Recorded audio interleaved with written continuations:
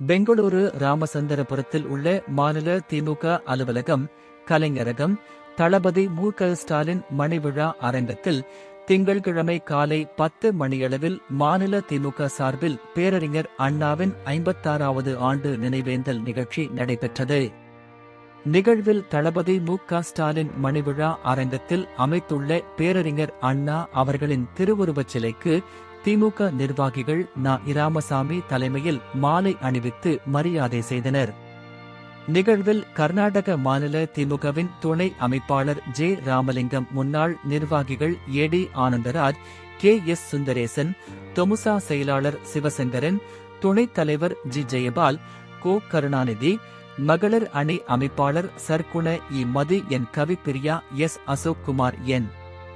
அருண்குமார், கிளைச் செயலாளர் ஹரிஹரமித்ரன், ஏ. ராஜேந்திரன், சுனில், கன்னியப்பன் உள்ளிட்டோர் கலந்து கொண்டனர்.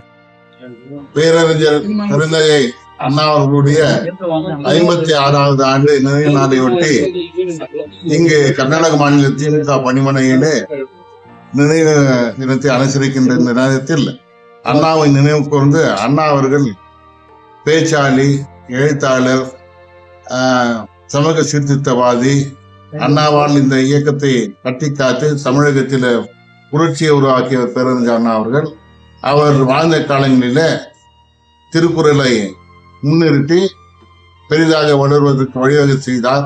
அதே போல அண்ணா அவர்கள் ஒன்றே குலம் ஒருவனே தேவன், எம்மதமும் சம்மதம், யாதும் ஒரு யாவரும் கேளீர் என்று நமக்கு தத்துவத்தை சொல்லி கடமை கண்ணியம் கட்டுப்பாடு காத்து கழகத்தை நுழைப்போம், தம்பி உடையார் படை காஞ்சான், இப்படி தொற்கும் எப்படி வெல்லும் என்று சொன்னார்.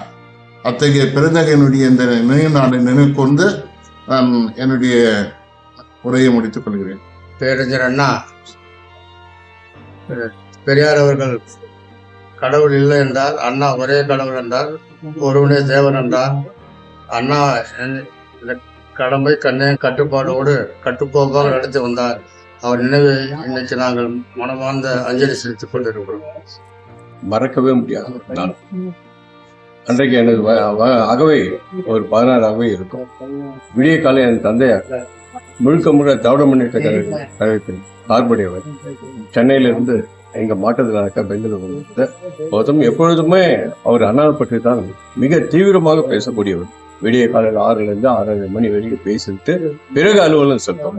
அன்றைய ஒரு நாள் 3ஆம் பக்கம் பிப்ரவரி 3ஆம் நாள் விடிய காலையில 6 மணி அளவில் காஃபி குடிக்க அந்த விடுதிக்கு சென்றார். அப்ப அந்த விடுதியில் வானொலி செய்தி கேட்கும். சரியாக 6 மணிக்கு போன உடனே முதல் கேட்ட செய்தி அண்ணா காலமானார். அதிர்ச்சியான செய்தி. அண்ணா மருத்துவமனையில் எப்படி காலமானார்?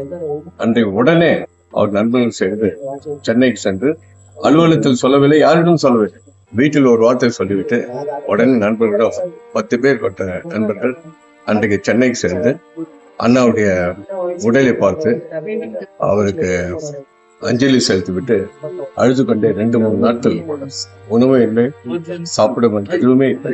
அன்று எங்க உறவினர் எங்க சொந்தமான வீட்டில் தங்கிவிட்டு 5 நாட்கள் பிறகு பெங்களூர் அவருடைய அன்றையிலிருந்து உடல் பாதிக்க ஏற்பட்டு அடுத்த ஆண்டு அவர் இருந்தார். கலைஞர் மேல் பற்று உடையவர். அதோட அறிஞர் அண்ணாவை மறக்க முடியாத எங்கள் குடும்பம் இன்று நினைவில் இருக்கின்றது.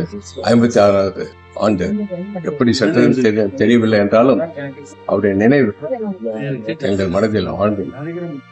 பேரறிஞர் அண்ணாவுடைய 56வது நாளை கர்நாடக மாநில திராவிட முன்னேற்ற சார்பில் மாநில நிர்வாகிகள், கழக செயலாளர்கள் அத்தனை ஒன்று கூடி இந்த உருவ சிலைக்கு மாலை அணிவித்து நாங்கள் வேறு ஒன்றை தெரிவித்துக் கொண்டோம்.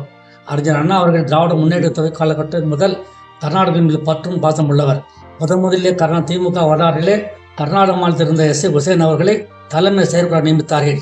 அது மட்டுமல்லாமல் 1956 மற்றும் 58 நடைபெற்ற பெங்களூர் மாவட்ட மாநாட்டில் முதல் கலந்து கொண்ட அண்ணா அவர்கள் 56 முதல் மாநாட்டிலே இந்த மைசூர் மாகாணத்துக்கு கர்நாடகம் என்று பெயர் சூட்ட வேண்டும் என்றுதான் முன்மொழிந்தார்.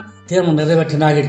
2வது மாநாட்டில் அதே தீர்மானம் வலியுறுத்தினார்கள். அந்த தீர்மானத்தை 1972வது ஆண்டு அரசு அவர்கள் முதன்மந்திரியாக இருக்கும் போது திராவிட முன்னேற்ற கழகத்துடைய மாநில அமைப்பாளராக இருந்த மதிப்புக்குரிய திராவிடமணி அவர்கள் எம்எல்ஏவாக இருந்து கொண்டு அந்த தீர்மானத்தை வழிமொழிந்த பெருமை அண்ணாவுக்கும் கர்நாடக மாநில திராவிட முன்னேற்ற கழகம் ஒரு பெருமையாக தருகிறது.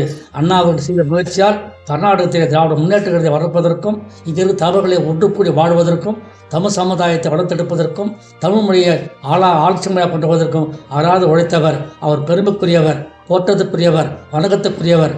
அவரை பழகுவதிலே நாங்கள் பெரியப்படுகிறோம். அண்ணா துவக்கிய அந்த தனி கட்சியினுடைய மாநில கட்சியுடைய போராட்டம் இன்று அகில இந்திய மொழியில் பரவி இருக்கிறது. அவர் எப்பவும் இருமொழி கொள்கை, இந்திய எதிர்ப்பு என்பது இந்தியாவோட பல அளவுக்கு வித்திட்டவர், வளர்த்தவர், ஆளாக்கியவர் அண்ணா அவர்கள். அவருக்கு நாங்கள் இன்றைய நன்றிகளாக அவரை நினைவு நாளில் போற்றி வணங்கி அவர் மனத்தை தெரிவித்துக் கொண்டோம்.